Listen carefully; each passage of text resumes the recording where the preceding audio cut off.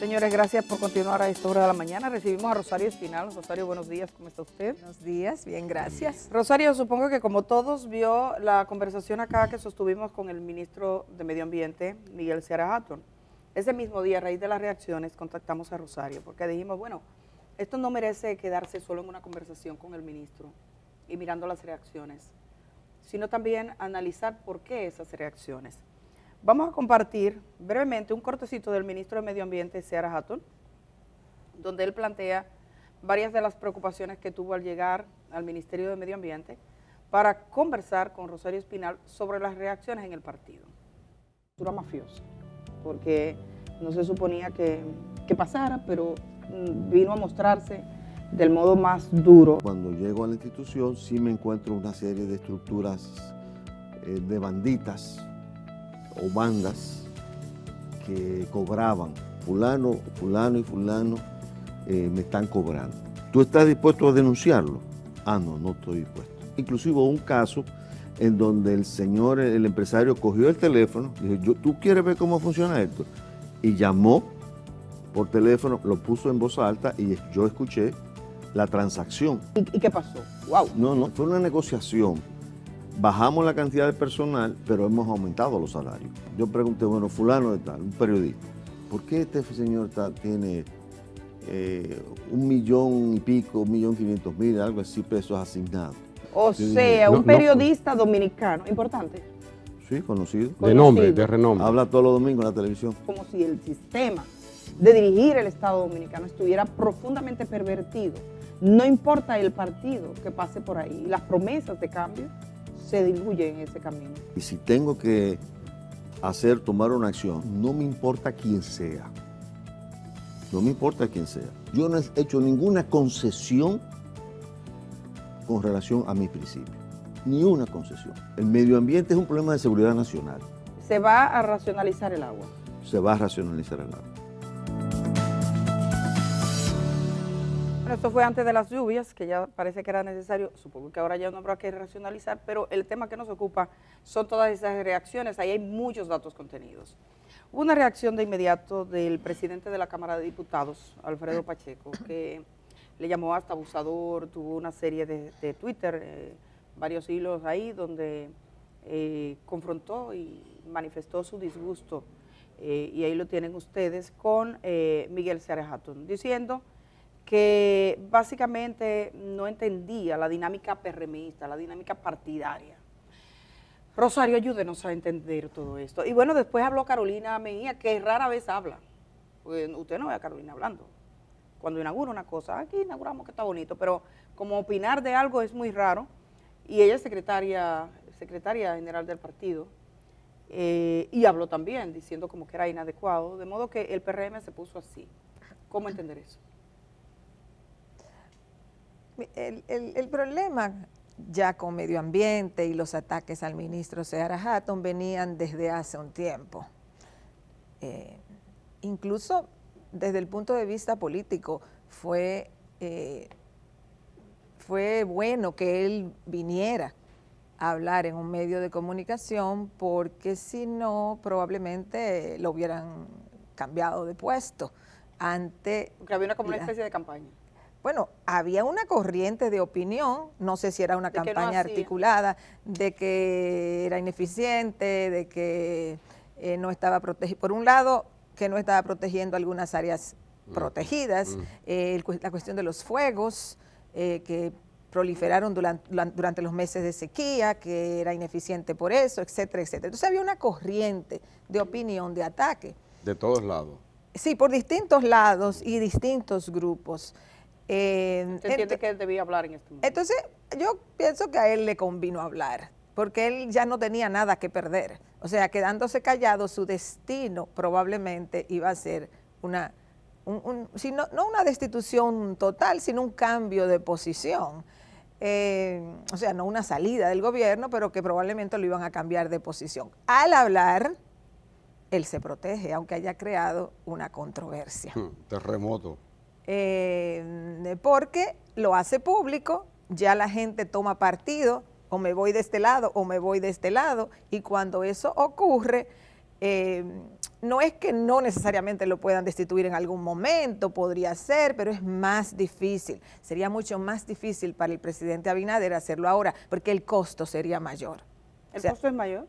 Si a él los sacan de medio ambiente, el costo para el gobierno sería... Porque es que ahora mismo el argumento es, él está a favor de la anticorrupción, digamos, y los demás que lo están atacando lo que quieren es que siga la corrupción. O sea, así es como se ha construido la narrativa política en este caso. Entonces, él está, digamos, del lado bueno, y los que lo critican están del lado malo, porque así es la vida. O sea, en la política hay un constante posicionamiento. Tú estás del lado supuestamente bueno o estás del lado supuestamente malo. Y en este caso, lo que plantea Seara Hatton de una limpieza de la nómina, de sacar botellas, en la presente circunstancia, ¿es posible limpiar el estado de todas las botellas? Perdóneme, iba a ocurrir lo mismo que ocurrió con Seara Hatton. Justo cuando le preguntamos de la nómina, le ofrecimos café. Vamos a ofrecerle un cafecito. Él dijo, es un trago amargo, déjame tomar un cafecito. No, lo del trago amargo fue el ministro de Educación ayer. Ah, fue el de Educación, sí, es justo cierto. en los dos casos, cuando hablamos de nómina, vino el café. Ahí vino el café. Entonces, yo creo también. que Kenia nos está acechando. Y dice, Vamos, ahora es el momento. Gracias, gracias. Kenia. Entonces sí, vamos con ese tema de la nómina. Antes de llegar a la nómina, para completar la idea que estaba planteando anteriormente, el PRM, siempre y cuando salgan a la luz pública estos problemas, el PRM va a enfrentar una situación difícil, porque o se pone del lado de la acción que busca mejorar el Estado, reduciendo personal innecesario, cancelando gente con botellas, etcétera, nóminas, nominillas, no sé cuántas cosas, porque yo no sabía, algunas de las cosas que dijo el ministro en detalle no se sabían, de que una persona puede recibir tanta cantidad de dinero para distribuirla a un grupo de personas, o sea, uno sabe que hay nominillas que te nombran y tú no vas a trabajar, ese tipo de cosas. Entonces, el PRM tiene que tener mucho cuidado. A mí me pareció exagerada la reacción, porque políticamente al PRM le hubiese convenido, o a los funcionarios del PRM que atacaron al ministro Seara Hatton, políticamente le hubiese convenido, aunque no le gustara, tragarse eso. Quedarse callado. Totalmente, quedarse callado. ¿Por qué? Y hablar por lo bajo. Porque es que lo que sostiene al PRM en el poder es el tema de la anticorrupción. Si tú quitas el tema de la anticorrupción, el gobierno tendría muchísimas dificultades. No, le queda poco al PRM si le quitas ese tema. Es que ese es su buque insignia. O sea, el PRM llega al poder montado en esa ola. Montado en una ola anticorrupción. Entonces, la situación económica no es de mucha holgura. O sea, no, la gente no está tan bien económicamente por un simple factor, porque hay inflación. Entonces, la inflación... No importa las razones. Aunque haya estabilidad macroeconómica, porque la estabilidad macroeconómica se ha mantenido en el país, eso viene ya desde hace muchos años, pero hay una inflación, producto de la pandemia, producto de la guerra en Ucrania, o sea, factores internacionales fundamentalmente que crean una situación de inflación. Y la gente lo siente en su bolsillo directamente. Entonces, por el lado económico es muy difícil. El presupuesto del gobierno, el endeudamiento, bueno, ya se sabe que el gobierno dominicano se está endeudando para cubrir nómina, lo que nunca había pasado. El gobierno dominicano se endeudaba para invertir, hacer obras públicas y demás, pero ahora tiene que endeudarse incluso para pagar nómina. Más razón para reducir la nómina pública, porque si nos estamos endeudando para cubrir nómina, tenemos un problema serio de endeudamiento, porque para eso no deberíamos endeudarnos, porque eso no genera riqueza. Entonces, como la situación económica es complicadita, aunque estemos relativamente estables, la anticorrupción es eso, como tú decías, es la bandera del PRM con lo que llega al poder. Entonces, cualquier mensaje que envía el gobierno que no sea de apego a la anticorrupción, y la corrupción tiene muchas aristas. Entonces es un mensaje negativo para el mismo PRM. Por eso se explica entonces el silencio de alguna manera o un apoyo tácito del presidente a Seara Hatton, por ejemplo, al menos con el silencio y la no destitución. Claro, o sea, es que ahí hay un pleito cruzado dentro del PRM, o sea, entre lo que dijo Seara Hatton, los que reaccionaron en contra de, y el presidente está en el medio. Si el presidente destituyera a Seara Hatton, se perjudica totalmente. Eso o sea, pero que Seara Hatton dijo aquí, el presidente me dijo, ve y resuelve. Resuelve. Sí, pero los presidentes dicen una cosa cuando te nombran. Y no necesariamente podemos creer. Y depende, la realidad te va a decir lo que sea. Ya. O sea, la realidad, porque si el presidente necesitaba a alguien que fuera medio ambiente, pudo haberle dicho eso. Yo no dudo que el presidente le dijera eso. Pero otra cosa es la realidad. Medio ambiente es un ministerio que básicamente regula conflictos sobre el territorio dominicano. Y aquí hay mucha gente voraz que quiere apropiarse del territorio dominicano, sobre todo de las tierras que todavía están en el limbo, que no han sido tituladas o que están en proceso de titulación, que son tierras del Estado, pero que tú y fulano y perencejo en un momento X, en un gobierno X, puede haber sido hace 30 años o 20 años o lo que fuera, generaron unos títulos y no se sabe de dónde los sacaron. De Ángel y de Donald. Usted habla de un calamar. Ah, no, pero aquí hay muchos calamares. Muchos calamares. O sea, aquí hay muchas experiencias de las tierras del CEA, por ejemplo. Eso ha sido un área de disputa por muchos años. ¿Por qué? Porque aquí ha habido mucha tierra del Estado que la gente se apropiaba de ellas y generaba alguna forma de título, pero que no eran válidos. Entonces, dada esa situación, por ejemplo en el este hay muchísimas disputas de tierra. Entonces el punto está en que el Ministerio de Medio Ambiente tiene que regular una buena parte de eso, no por la parte de la titulación en sí, porque eso no le corresponde, sino por la protección, áreas que se declaran parques nacionales, porque necesitamos foresta, para la lluvia, para el agua, etcétera. Entonces, el Ministerio de Medio Ambiente enfrenta muchos conflictos de muchos buitres que andan ahí buscando cómo beneficiarse. Pero la situación de medio ambiente, aunque es muy difícil por eso, pero se repite en muchísimos ministerios. Lo que pasa es que en la política a veces depende con quién a un grupo se le coge. O sea, puede ser que en otro ministerio o en muchos otros ministerios se esté dando lo mismo, pero no ha habido un grupo que cree una corriente de opinión en contra de ese ministro para que salga a la luz pública. Quizás los otros ministros no lo están haciendo o muy pocos lo hacen. O no son de las entrañas del partido. Otros no puede ser que no tengan ese compromiso, que no quieran dejar ese legado y digan yo no voy a mover nada. O no tengan la situación de medio ambiente, porque medio ambiente es una entidad que venía con graves problemas, porque ¿qué se dice? ¿Por qué matan al ministro de Medio Ambiente? Lo matan por un tema de permiso, de alguien que entendió, y no era ese alguien solo, porque si una ave peregrina dice vamos a vender permisos, no, es que al tipo le agarran con papeles, con documentos, que debieron estar en espacios de medio ambiente que se lo entregaron a él sin ser nada ahí. Entonces el ministro dice bandas y banditas. A mí sí me gustaría el tema de la corrupción que usted refería, recuperarlo, porque fíjese, Germán mismo le decía el caso Calamar, a veces pensamos, o parte de la población puede entender, que ya se está como, es un conjuro contra la corrupción, los expedientes que se llevan en los tribunales de la República, pero la corrupción, según lo que usted está diciendo, es un desafío de todos los días. Y el PRM, si se duerme en sus laureles, puede cometer los mismos actos. En cierto modo aquí se repite temas como el clientelismo, las nominillas que fueron tan criticadas por el PRM, ¿cómo puedes decir que eso atenta contra el PRM si tú criticabas eso antes? ¿Cómo vemos eso? ¿Se podría conformar con los casos que se llevan o podría entrar en una fase incluso más desesperada y en una corrupción más evidente? En la República Dominicana, la corrupción, como tanto yo como otros han dicho, es sistémica y es vieja.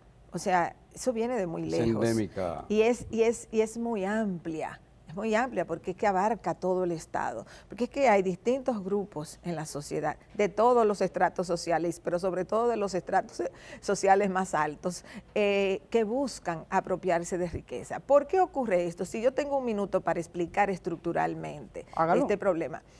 Miren, en las sociedades capitalistas hay una gran diferencia entre los países donde el sector privado genera la mayor cantidad de riqueza, porque son productivos, porque son inventivos, porque generan nuevos productos, porque hay mayor nivel de competitividad, pero sobre todo mayor nivel de productividad, porque son sociedades donde hay nuevos inventos, nuevas patentes, etcétera. Esas son las sociedades del capitalismo avanzado. En el resto de las sociedades capitalistas, como la República Dominicana, el sector privado está altamente subsidiado, es muy monopólico, paga muy bajos salarios a todo el mundo prácticamente que trabaja. Toma Zona Franca es básicamente trabajo, o sea, salarios mínimos. Toma el sector turístico, salarios mínimos. Tomas agricultura, salarios mínimos. O sea, todo. Por eso hay tantos inmigrantes haitianos aquí, indocumentados, para que no aspiren a cobrar más. Entonces, en esa situación, en esas situaciones del capitalismo llamado subdesarrollado, el Estado es digamos, la fuente de acumulación, porque mucha gente no tiene forma de hacerlo de manera productiva, competitiva, sino que vive subsidiada, ya sea con leyes o accediendo a no pagar impuestos que le corresponden, exoneraciones, y esos son legales, esas son vías supuestamente legales, pero entonces viene la parte ilegal, digamos. Entonces el Estado es el botín desde el cual se busca apropiarse de riqueza, sea dinero, sea tierra, sea lo que sea. Pero dinero y tierra son esenciales en los procesos de acumulación, digamos, originaria de riqueza. Entonces, los países del capitalismo subdesarrollado registran un alto nivel de corrupción. No es que los dominicanos se lo inventaron, no es que solo ocurre en la República Dominicana. Es propio de nuestro estadio de desarrollo. Es propio de este tipo de capitalismo. Hay algunos países similares a este que han logrado mejorías. Toma el caso en América Latina, tú podrías decir el caso de Costa Rica, o en la región, vamos a decir, Centroamérica, Caribe. El caso de Costa Rica probablemente es el que más sobresale, porque es un país que viene desde hace 50 años tomando pequeñas medidas, pero medidas contundentes para tratar de resolver el problema. No es que lo ha resuelto, pero es un país sujeto a menos escándalos de corrupción en la región. Entonces, aquí hay que hacer un esfuerzo, pero aquí hay una paradoja. Este es un país que vive más allá de su nivel real de consumo. Si uno mira la ciudad de Santo Domingo y tú dices, pero que cuando tú miras los niveles salariales de este país, tú ¿cómo dices, se compra todo eso? ¿Y cómo se compra? ¿Y cómo una persona como un clase apartamento media? chiquitico vale ahora 12 millones? Exacto. Por ejemplo. ¿Quién genera esa compra todo eso? cantidad de dinero mensual para pagar eso? No habrá una economía subterránea, no habrá una economía del lavado, del narcotráfico, pero todo eso es corrupción. O de la corrupción. Todo eso es corrupción. Todo eso es economía ilegal o corrupción, porque no hay forma de explicar la cantidad de edificios, de apartamentos, de jipetas, de restaurantes que hay en la ciudad de Santo Domingo con los salarios, con los niveles de salario que hay aquí. No hay forma económica, no hay forma sociológica de explicarlo. No hay forma. Yo me paro a veces. ¿Se está lavando de aduro entonces? Yo me imagino, pero nadie calcula. Nadie calcula eso. Porque la verdad es que tenemos un crecimiento voraz en materia, por ejemplo, los apartamentos son una muestra. Un trabajador, un empleado que gana el 80-90% con lo que gana, no alcanza para comprar. Mira, un salario, en las estadísticas salariales de este país, un salario de 100,000 pesos mensuales es un súper salario. Es un súper salario.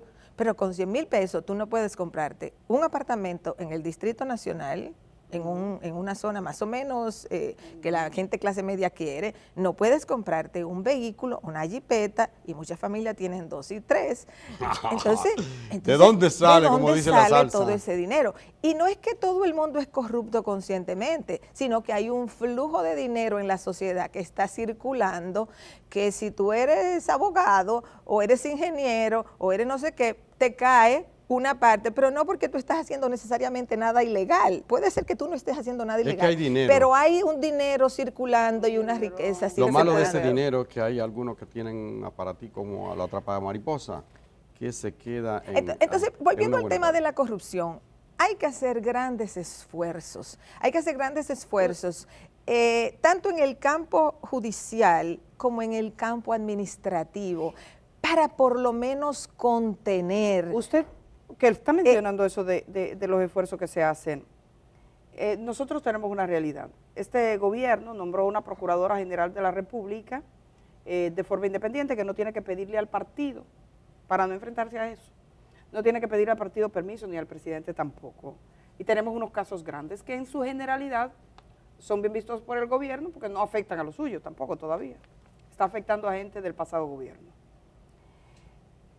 Me decía en una oportunidad un juez, fuera del aire, en República Dominicana hay que hacer una especie de acuerdo para vencer la corrupción, porque es una forma de vida, es una manera de actuar, la corrupción.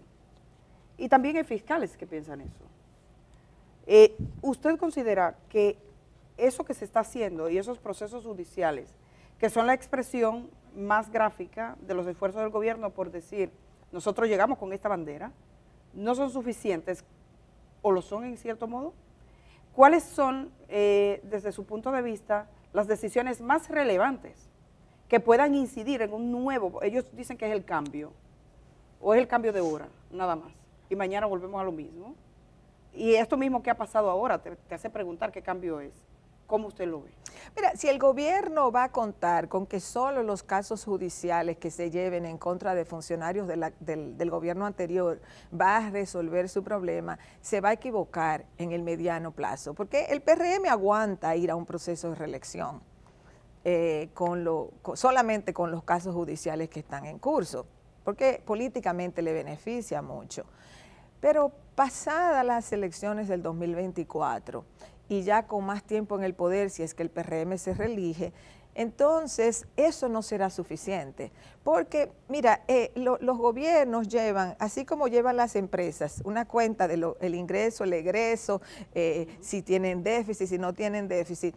Los gobiernos llevan la misma cuenta. O sea, tú llegas nuevo, tú generas esperanza, tú tomas algunas medidas, fabuloso, las necesitas para legitimarte en el poder, pero luego tú estás gobernando y tú comienzas a acumular problemas también, porque no todo lo que hace un gobierno va a ser bueno. O sea, los gobiernos tienen acciones positivas y tienen acciones negativas. Entonces, cada gobierno comienza a acumular su lista de positivo y de negativo. Y en lo negativo hay aspectos que la gente tolera más que otros.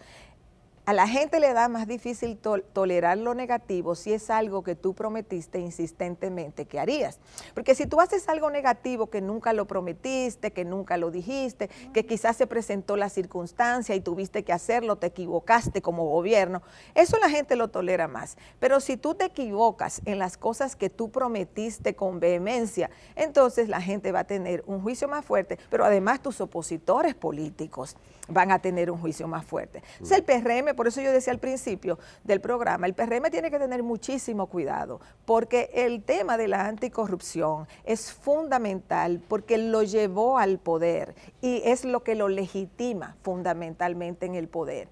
Si ellos van a contar solo con los casos judiciales, eventualmente el impacto de esos casos va a ir disminuyendo con el tiempo.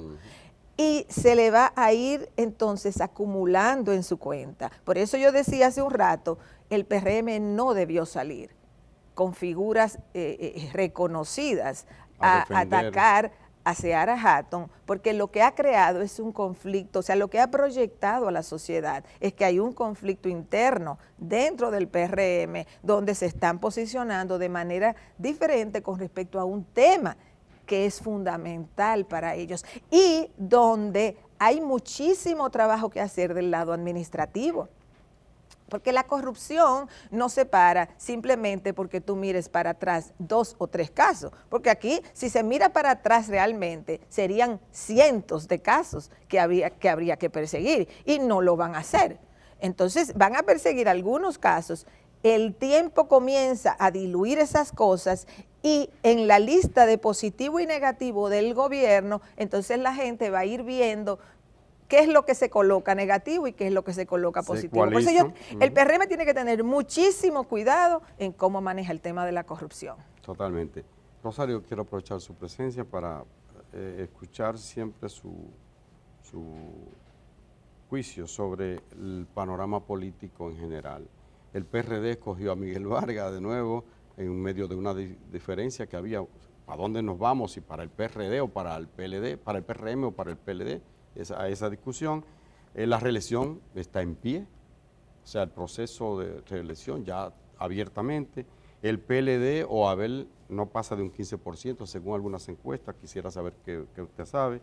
Y Leonel, que parece el ganancioso de toda esta situación, pero tiene una alta tasa de rechazo de un 40%.